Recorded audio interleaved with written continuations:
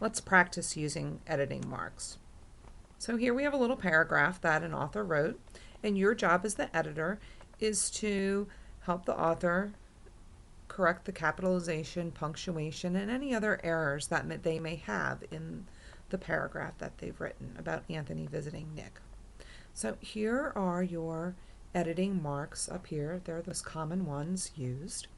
And what you're going to do is, as you're reading, you're going to make note of any errors that you see, and then you're going to use the marks to help the author correct the errors. So let's just read the first sentence.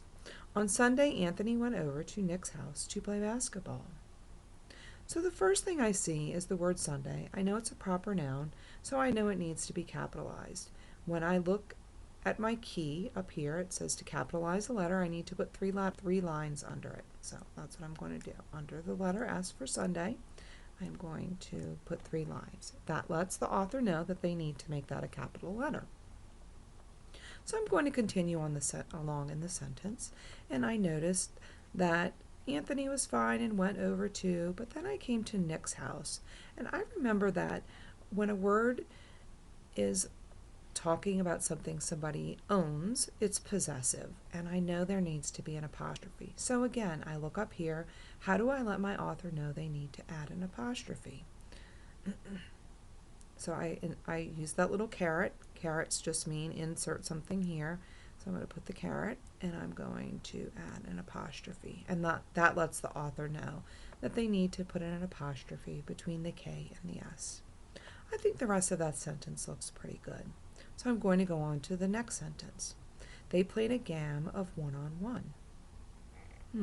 It's about basketball, and I know they're playing, but I think they're playing a game, and I think the author spelled the word game incorrectly. So to show an author how to spell, that they need to spell a word correctly, I am going to use the circle.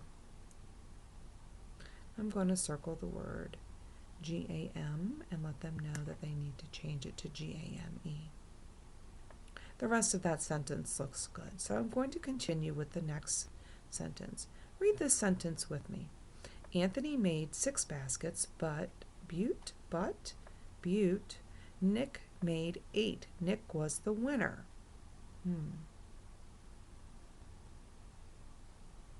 Do you see a mistake?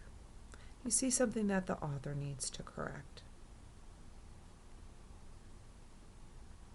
Do you see a spelling mistake? Anthony made 6 baskets. Nick made 8. I think the author wanted to make this word but.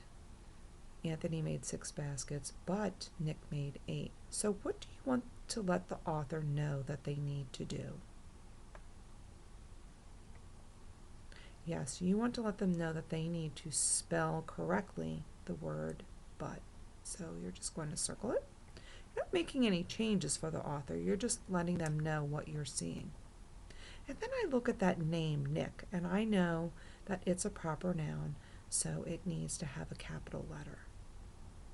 So what do I put under the N in Nick to let the author know that it needs to be a capital or uppercase letter? Look up here to help you. Yes, you're right, 3 lines.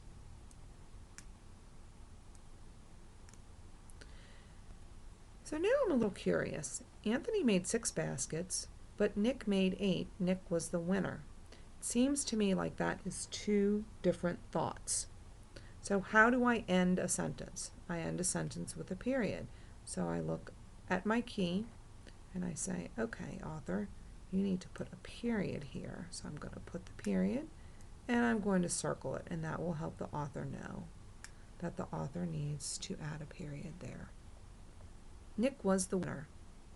How does that sentence look to you? Do you think anything needs to be edited in that sentence? No, I don't think so either. So that means we can look at the last sentence. After the game, both boys went inside to have some snacks and watch television. How many errors do you see in that sentence?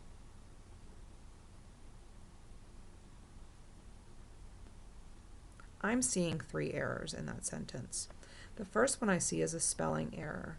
What do we do if a word is spelled incorrectly? Yes, we circle it, you're right.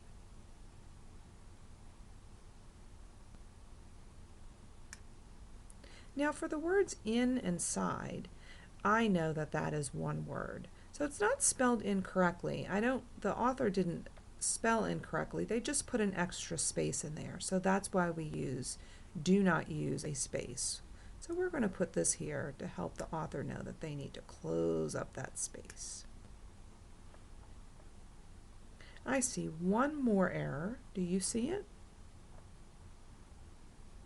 Look at that word snacks. Is it plural or is it possessive?